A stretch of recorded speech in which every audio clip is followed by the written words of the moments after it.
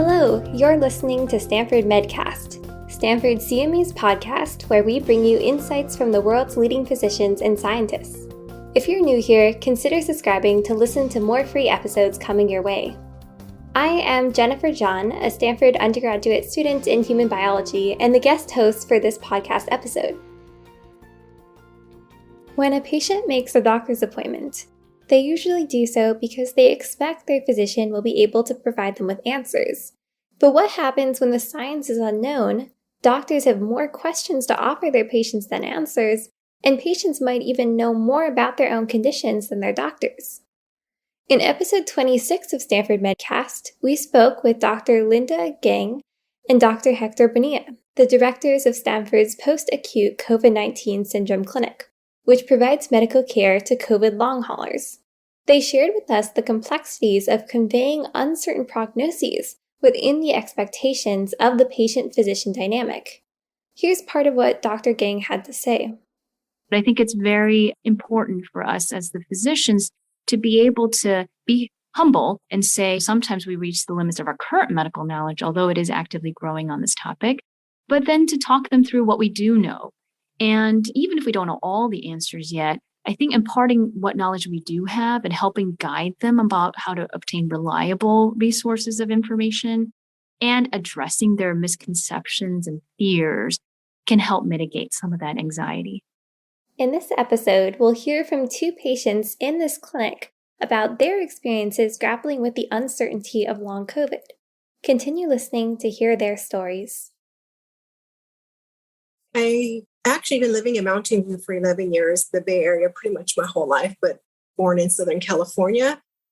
I'm a project coordinator for an academic hospital in the accreditation department and quality patient safety, but mostly accreditation department.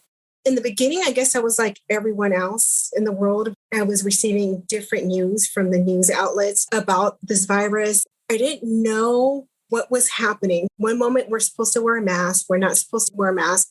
Is it aerosolized? Is it a droplet?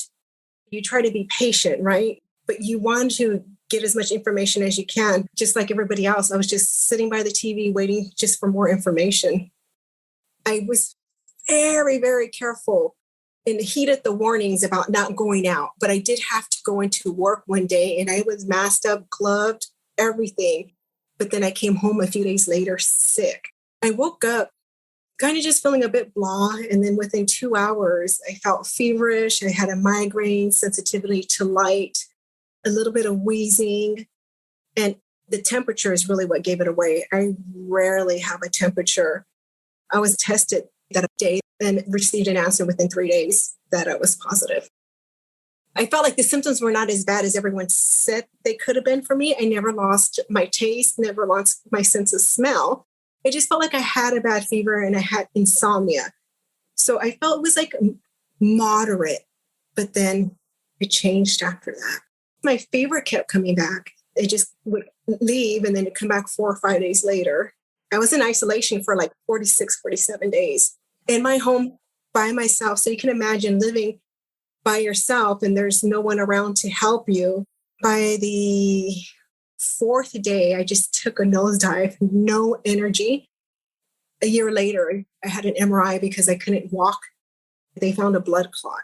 Even though I don't have high blood pressure or a history of high cholesterol or diabetes, I don't think the long COVID or long haulers term was even coined yet because I don't think it'd been that long that I recall. I tried to go back to work after the isolation period. It was only for 4 hours a day. I couldn't make it past the 3 days that they had me working. I had to call and say, I can't do it. I couldn't look at the screen. My eyes were killing me. I was exhausted just looking at the screen for those 4 hours. I knew something was wrong. I was tired. I was wheezing. I had a hard time comprehending instructions. I had lost a hearing.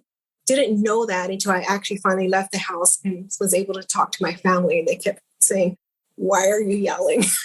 I'm like, what are you talking about? I just thought it was my TV not working well. I finally was able to walk a little bit more. And then I noticed that I had gait issues. I was stumbling over my feet a little bit. I always did word puzzles every day. And I would look at words and say, what? I know this word, but I couldn't recognize it, or I couldn't pronounce it right, or I wouldn't remember the definition. And I am someone that reads almost a novel a day. So I should have a huge vocabulary. I cannot remember words. I was pausing a lot. My friends were really worried because they said they would talk to me and I wouldn't remember the conversation during that time. And so I knew there was something more because I felt I should have been feeling better and I was not. In many ways, I felt like I was getting worse. I spoke to one of the doctors at the chronic fatigue clinic and they put me into a study. And so I was able to get a little bit more answers. They were able to tell me this is part of post-COVID symptoms. It was distressing, especially when new symptoms started popping up as time went by, like loss of hair. I lost so much of my hair, I had to go out and buy a wig. Ended up having to chop it off. I became weaker, lost my appetite. So it just seemed like one symptom after another kept popping up. And I didn't know whether it was related to COVID or if it was stress. I always try to maintain an optimistic attitude. But when all these other symptoms kept coming up, it was hard to maintain an optimistic attitude. My friends, they didn't understand what was going on.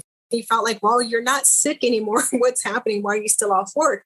When a tornado comes through a city and damages it and wrecks it, it's active. And then when it's gone, it just leaves everything destroyed in its path. That's how I felt with the virus.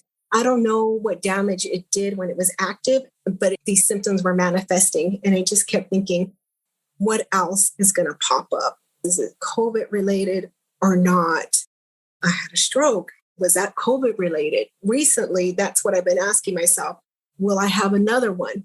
Or if I get COVID again, will I have another blood clot? Even though I tried not to be anxious and I tried not to think about it, I felt like these questions were always in the back of my mind. You would think it's been over a year that I would have no more symptoms, but in many ways, my symptoms are still there. And some of them feel like they're worsening. It almost feels like, when will this end? It's unfortunate that my uncertainties have intensified since receiving the diagnosis about the blood clot. It just threw me for a loop. That was scary. I was alone by myself and no one had seen me. I didn't see a physical nurse or doctor until 3 months into the pandemic. It's hard for me to maintain that optimism now that I had earlier, where I felt like I can at least fully recover, because now I see that they might find something later on that I don't even know about. I hated the fact that I couldn't see anybody in the beginning, right? Everything had to be done online. I feel like some things were missed because of that. I never felt like I was that bad to go to the emergency room. I was very fortunate in that I had a primary care physician that admitted, I don't know much, but please email me every day. Let me know how you're feeling. I felt more reassured because I felt like, okay, now we're in the same boat. She can monitor me. Maybe she'll see something that I might not. Knowing that there was someone there to contact who had my back and was supportive, that meant a lot to me. She was almost like a lifeline. And unfortunately, she ended up leaving the country. And then I felt like I kind of fell through the cracks for a while. I felt like a little lost in the waves, so to speak, right? Like this little bottle just here or there and everywhere. And not all doctors have been supportive. I felt like if I said this might be COVID related with the loss of hearing, some of them didn't even bother looking at my history, like the blood clot. I took all this time to fill out my history. And then when I found out I had a stroke through My Health, the app, all it said was, hey, you had a stroke. You can just start monitoring your blood pressure. And I thought, wow, are strokes not serious anymore? That's the one line that I'm going to get. And did you not read my history and see that I have no history of high blood pressure? So didn't that alert you to think that it might be something else? And it made me feel empathetic to everyone else out there that's dealing with this, that doesn't have this type of care, doesn't live near an academic hospital. But even then, with the top elite doctors, that's the answer that I got. And it was very disappointing. As COVID patients with the chronic fatigue, it takes so much out of us to fill out these forms, to go to the doctor. It took me 3 hours to get ready. I did my job. Can you please do yours? dig a little deeper. I wanted to advocate for myself, but at the same time, I had to learn how to be patient because these doctors, this was new for them and they only had so much information at the time to give me. And I think that was one of the things I learned was learning how to be patient and wait to get an answer. Maybe they'll find out that more people have loss of hearing. Maybe they're not finding it now. Maybe they'll find it out later. I appreciate it when doctors say, we don't know that much, but as soon as I find out, I'll share that with you, or we're in this together. We should have a partnership. And I think that's what it's all about. Doctors go into medicine to try to make patients better, to heal them.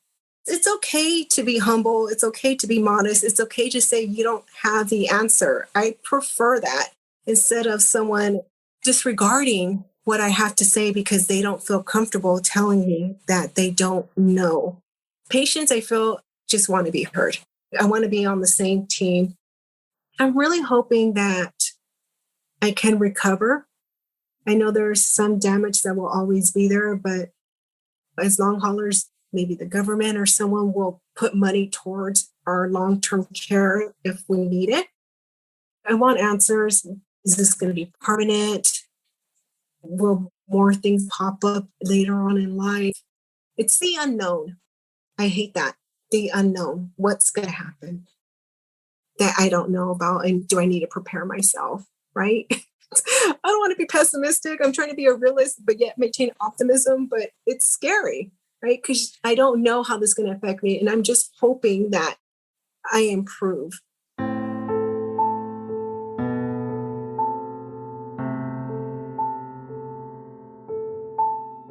I'm from the Central Valley. I live in California. I'm 43 years old. I have 4 boys. The ages are 13 to 25. I am married. Prior to COVID, I enjoyed vacationing and boot camps, working out, and just being outdoors. I did a lot of stuff with my 13-year-old. I would go just road trips, and we did a lot of stuff together. So that's been really hard. In the beginning, I thought it was obviously serious because things were shutting down, but I didn't think that it would affect me the way it did. I thought with being healthy and on the younger side, I didn't think that I was at risk for getting long haul COVID. In the beginning, the only impact really with me and my son I started working remote off and on, and then he was doing school from home. It wasn't a huge impact. I had COVID in December of 2020. At that time, I heard people were passing away from it and stuff like that, but I didn't realize how severe it was. It was pretty mild. I had high heart rate, but I just thought it was from being weak. So I was extremely weak, just a severe weakness. A post-nasal drip, no appetite. I had lost a significant amount of weight, just a lot of fatigue. It was probably 2 or 3 weeks after I had tested positive. It was plateauing, like it wasn't getting better. I was working remote at the time, even during infection, because I work in accounting. It was year end, so I worked like 12-hour days, but I chalked it up to maybe I needed to rest more. I took a leave on January 6th from work. I was just not feeling well, just going and laying down a lot. I just thought, I just need to take some downtime because my body's not feeling like it should. The high heart rate continued. I ended up in the ER a few times with that. It was probably February. I started seeing a cardiologist. At that point, they had done the heart monitor and they done the stress test. I started getting worse.